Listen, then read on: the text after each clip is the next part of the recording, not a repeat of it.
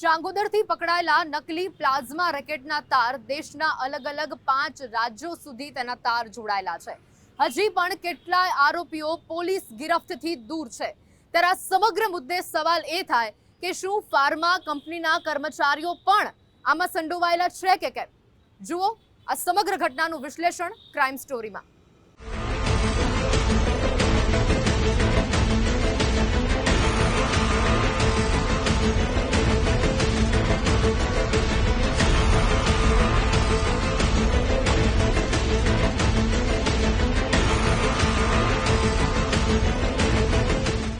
નજીવા રૂપિયાની લાલચે સામાન્ય લોકોની જિંદગીનો સોદો કરતી શાતીર ટોળકીને અમદાવાદ ગ્રામ્ય સ્પેશિયલ ઓપરેશન ગ્રુપના જવાનોએ ચોકસાઈપૂર્વકની બાતમીના આધારે ઝડપી પાડી હતી।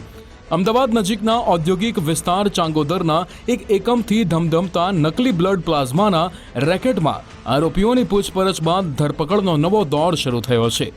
આ ઝડપાયેલા આરોપીઓ નકલી બ્લડ પ્લાઝમા રેકેટને લઈને નવા ચોંકાવનારા રાઝ ઓકી રહ્યા છે। આ કૌભાંડમાં અમદાવાદ પોલીસે વધુ એક આરોપી અજીત સોલંકીને ઝડપ્યો। અજીત સોલંકી અગાઉ ઝડપાયેલા એક ડ્રાઈવર જીતેન્દ્ર સોલંકી સાથે સંપર્કમાં હતો। જીતેન્દ્ર સોલંકીએ જ મુખ્ય આરોપી દિનેશ ચૌધરી સાથે ઓળખાણ કરાવી હતી। આ રેકેટમાં મુખ્ય આરોપી દિનેશ ચૌધરીને બ્લડ પ્લાઝમાના 12 બોક્સ અજીત સોલંકીએ પૂરા પાડ્યા હતા। અજીત સોલંકીએ દેશના 3 રાજ્યો છત્તીસગઢ, રાજસ્થાન અને મધ્યપ્રદેશથી પ્લાઝમાની ચોરી કર્યાની કબૂલાત કરી છે। આ કૌભાંડમાં અત્યાર સુધીમાં 1700 બ્લડ પ્લાઝમા યુનિટની ચોરી કરી ગેરકાયદે હેરફેર કરવામાં આવી હોવાનું સામે આવ્યું છે। ગુજરાતની કોઈપણ હોસ્પિટલમાં આરોપીઓએ અત્યાર સુધીમાં પ્લાઝમા આપ્યાનું સામે આવ્યું નથી, પરંતુ બેંગલુરુ અને મહારાષ્ટ્રની કેટલીક ફાર્મા કંપનીઓમાં વેચાણ કરતા હોવાનું ખુલ્યું છે। આ કૌભાંડનો પર્દાફાશ થયા બાદ એસઓજીની ટીમ આરોપીઓના અન્ય સાગરીતોને સકંજામાં લેવા તપાસ ચલાવી રહી છે। નકલી કે ભેળસેળયુક્ત બ્લડ પ્લાઝમા હોસ્પિટલમાં ન પહોંચતા સદનસીબે કોઈ દર્દીને ચડાવવામાં આવ્યું નથી। બેંગલુરુની ફાર્મા યુનિટે ખરીદેલો જથ્થામાં કંપનીના કર્મચારીઓની શામેલગીરી અંગે તપાસ હાથ ધરાઈ છે। એને સાથે સાથે એક ઓર ગાડી જે છે જેનો ડ્રાઈવર અત્યારે પકડાયેલો છે, જેનું નામ અજીત સોલંકી છે। અજીત સોલંકી ટોટલ 3 સ્ટેટથી પ્લાઝમા લાવ્યો હતો, રાજસ્થાન, છત્તીસગઢ અને મધ્યપ્રદેશ। એ 3 સ્ટેટથી જે પ્લાઝમા લાવ્યો હતો એ દરેક પ્લાઝમાના કન્સાઇનમેન્ટમાંથી લગભગ 100 અરાઉન્ડ જે પ્લાઝમા બેગ જે ચોરી કરતા હતા। તો આ રીતે લગભગ 3 કન્સાઇનમેન્ટમાંથી 275 બેગ એ લોકો ચોરી કર્યા હતા। ઓર એ ચોરી કરેલા જે બેગ હતા એને જે ખોટો એ એડલ્ટરેટેડ પ્લાઝમા છે જે મોહન ગાયકવાડ અને દિનેશ મળીને બનાવ્યો હતો, આ એનાથી રિપ્લેસ કરવામાં આવ્યો હતા। તો આ એને તો ટોટલ મળીને અત્યાર સુધી અમારી તપાસમાં 1700 જેવા ટોટલ એડલ્ટરેટેડ બેગ જે અત્યારે અમારી તપાસમાં સામે આવેલા છે। એ લોકો 1700 બેગ્સ જે અત્યારે બનાવેલા છે ઓર દરેક બેગ લગભગ 5000ની કિંમતમાં એ લોકો વેચતા હતા। એને સાથે જે એની ટોટલ જે એની ફાઇનાન્શિયલ ટ્રેલ છે, આ ફાઇનાન્શિયલ ટ્રેલ્સ પણ અત્યારે શોધવાનો કામગીરી ચાલુ છે।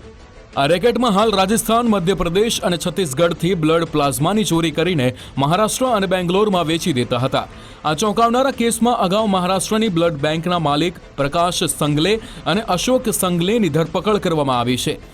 મુખ્ય આરોપી દિનેશ ચૌધરી ગજાનન બ્લડ બેંકના માલિક મોહન ગાયકવાડ પાસેથી ખરાબ પ્લાઝમા મેળવીને બાદમાં સારા પ્લાઝમા સાથે બદલી દેતો હતો। આ નકલી બ્લડ પ્લાઝમાની હેરફેરના નેટવર્કમાં કયા વ્યક્તિને કેટલા રૂપિયા મળતા તે અંગે પણ પોલીસ તપાસ હાથ ધરી રહી છે। એ પ્લાઝમા મહારાષ્ટ્રમાં વેચાણ થયો અને મહારાષ્ટ્રમાં વેચાણ થયા પછી ફરીથી બેંગ્લોરમાં વેચાણ થયો। તો આ 2 જગ્યા જે વેચાણ થયું છે તમામની એ 2 જે મહારાષ્ટ્રની જે બ્લડ બેંક છે એના બંને ઓનરને અમે અરેસ્ટ કરેલા છે અને જે બેંગ્લોરની જે કંપની છે આ જે ખરીદી કરી હતી એની તપાસ અત્યારે ચાલુ છે। મુખ્યત્વે જે તમામ જે છે અહીંયાથી જે એડલ્ટરેટેડ જે ચોરી કરતા હતા એ તમામ મહારાષ્ટ્રમાં સપ્લાય કરતા હતા। અમદાવાદ ગ્રામ્ય એસઓજીએ હવે તપાસનો રેલો રાજસ્થાન, મધ્યપ્રદેશ અને છત્તીસગઢ સુધી લંબાવ્યો છે। આ રેકેટમાં અગાઉ મુખ્ય સૂત્રધાર દિનેશ ચૌધરી સહિત 7 આરોપીઓની ધરપકડ કરવામાં આવી છે।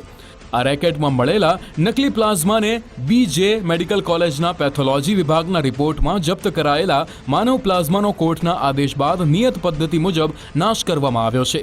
આ કાળા કારોબારમાં હવે ફાર્મા કંપનીઓના ખરીદી કરનારા કર્મચારીઓની ભૂમિકાની પણ તપાસ હાથ ધરવામાં આવશે।